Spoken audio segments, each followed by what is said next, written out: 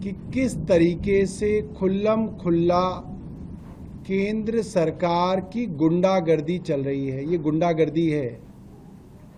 एक सड़ा गला मामला वक्फ बोर्ड में भर्तियों से जुड़ा हुआ मामला,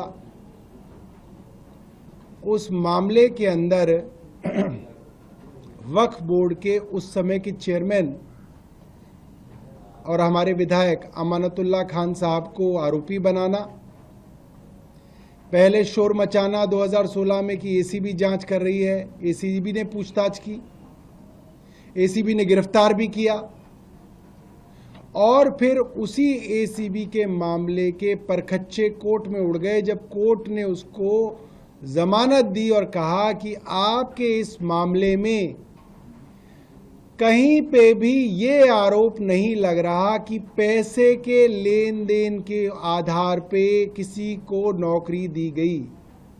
भाई नौकरी के अंदर यही तो गड़बड़ी की आप बार बार आरोप लगा रहे हैं कि पैसे लेके लोगों को भर लिया गया।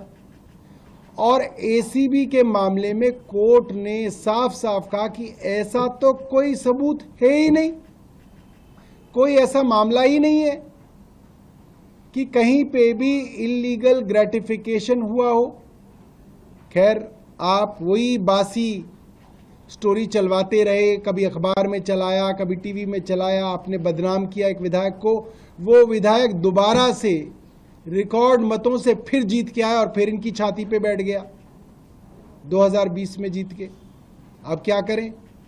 अब वही मामला, वही सड़ा गड़ा मामला जो है उसको सीबीआई से जांच कराई साहब। सीबीआई ने भी जांच कर ली, सीबीआई ने भी चार्जशीट दे दी, पूछताछ कर ली, सब कुछ कर लिया। वहां भी साफ है कि कहीं पे एक आरोप ये नहीं है कि अमानतुल्लाह खान साहब ने किसी से पैसे लेके, रिश्वत लेके किसी को नौकरी दी हो। इरेगुलरिटी हो सकती है, कई भर्तियों के अंदर इरेगुलरिटी होती है। उन इरेगुलरिटी के लिए जो भी उसका सजा होती है वो मिलती है, जिसने की होगी उसको मिलेगी। मुकदमा तो चले, तय तो हो कि किसकी गलती है अगर इरेगुलरिटी है भी। अब उसी मामले में अब एक तीसरी एजेंसी आ गई, अब ईडी आ गई। ईडी भी छापा मार चुकी है, पूछताछ कर चुकी है। आपको याद होगा रात को 11 साढ़े 11 बजे तक पूछताछ चल रही थी ईडी की। मतलब ये क्या गुंडागर्दी मच गई इस देश के अंदर कि एक केंद्र सरकार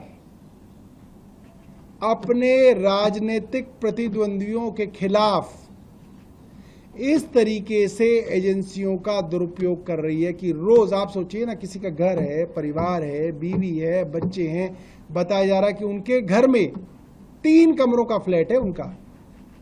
जो भी पत्रकार गए होंगे उनको मालूम है, ओखला के अंदर 3 कमरों के फ्लैट में रहते हैं। उस 3 कमरे के फ्लैट को भैया कितनी बार उसकी छानबीन करोगे और कितनी बार जांच करोगे और कितनी बार छापा मारोगे वहां पे। वहां उस 3 कमरे के फ्लैट में एक वीडियो आई है जिसमें उनकी सास वहीं लेटी हुई है, उनको ट्यूब लगी हुई है जिसके अंदर से जो है उनकी शरीर की जो मवाद है वो बाहर निकल रही है।